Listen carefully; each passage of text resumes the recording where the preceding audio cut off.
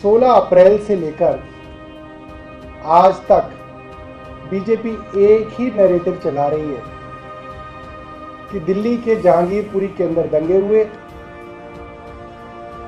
और उसका मास्टरमाइंड कोई अंसार नाम का आदमी है। और एक फोटो दिखा रहे हैं जिसके अंदर अंसार ने बड़ी बड़ी मालाएं पहनी हुई हैं और उसने एक आम आदमी पार्टी की टोपी लगाई है। और उस फोटो के बिना पे वो दो चीज साबित करने में लगी हुई है कि वो दंगा जो है, उस दंगे का मास्टरमाइंड एक आदमी है जिसका नाम अंसार है। और वो आदमी अंसार, क्योंकि उसने कहीं पे आम आदमी पार्टी की टोपी पहनी हुई है, इसलिए आम आदमी पार्टी ने दंगे कराए। आज मैं आपके सामने उसी तथाकथित मास्टरमाइंड की तस्वीरें लाया हूं। आप दिखा दो यहां पे, ये लाइट जला दो। वैसे यही वाली फोटो बहुत है, प्रोजेक्टर की जरूरत नहीं रहेगी। ये वो आदमी है जिसका नाम अंसार है और ये वो टोपी पहन के अंसार यहां पे दिख रहे हैं। देखिए टोपी कितनी जम रही है इनके ऊपर। भारतीय जनता पार्टी की टोपी लगा के जहांगीरपुरी के दंगों के तथाकथित मास्टरमाइंड अंसार।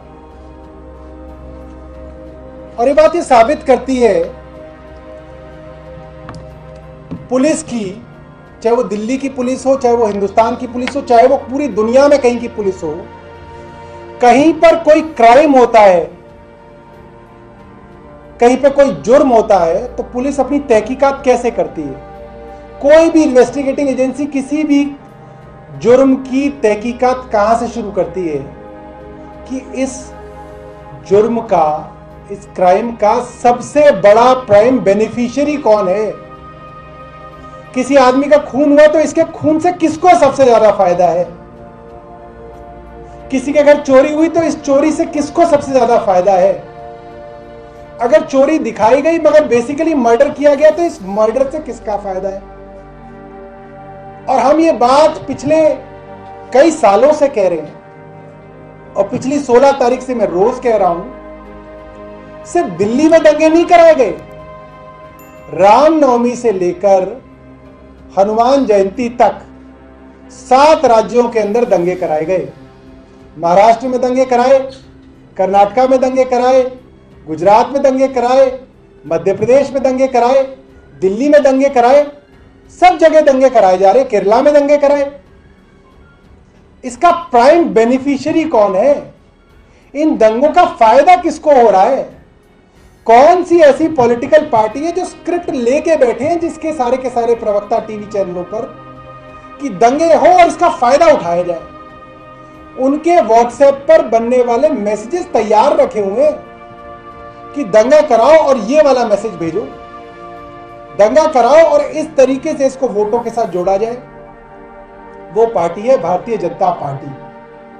और अब इसके क्या क्या सबूत है कि ये दंगे भाजपा ने कराए हैं। सबसे पहला सबूत, ये दंगे हो कैसे गए दिल्ली में।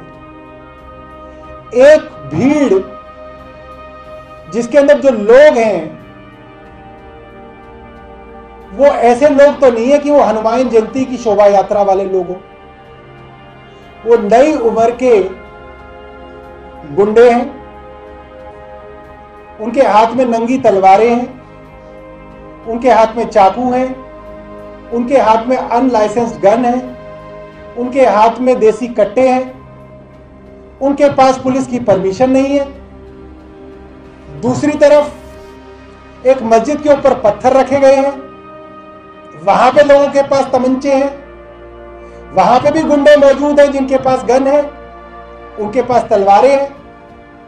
तो दो धर्मों के गुंडे एक एरिया में इकट्ठे होते हैं, पुलिस के सामने वो तलवारें लहरा रहे हैं, चाकू लहरा रहे हैं, देसी कट्टे लहरा रहे हैं। पुलिस ने उनके ऊपर मुकदमा तब दर्ज क्यों नहीं किया।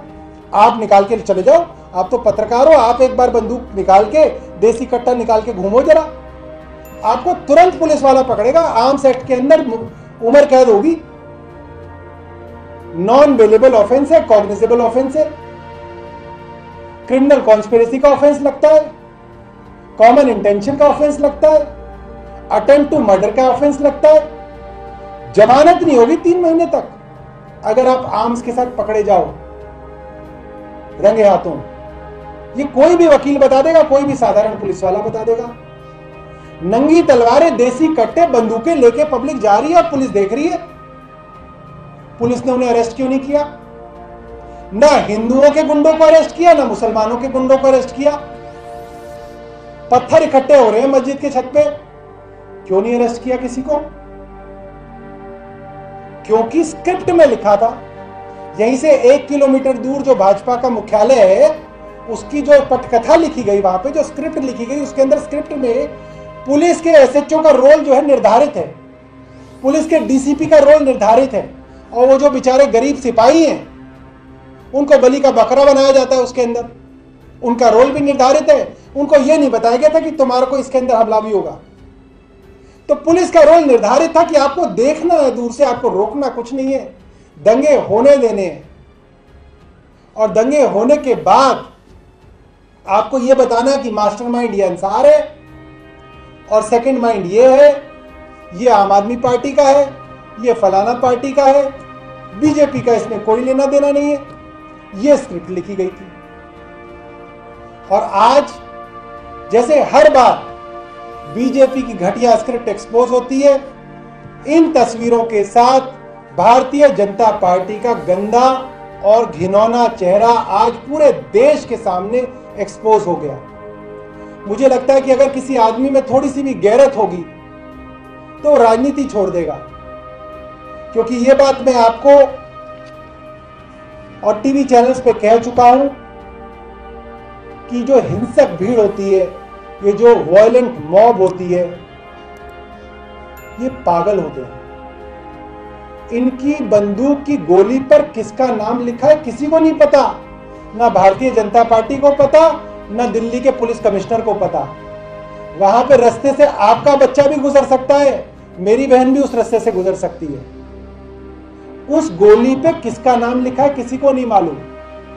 और जिस तरीके से इस तरीके की हिंसक भीड़, वायलेंट मॉब को संरक्षण भारतीय जनता पार्टी दे रही है, और जिस तरीके से मौत का नंगा नाच भारतीय जनता पार्टी स्क्रिप्ट कर रही है, देश के हालात इतने खराब हो जाएंगे, किसी को यह नहीं पता चलेगा कि उसका जवान बच्चा बाहर गया है, वो वापस लौटेगा या नहीं लौटेगा।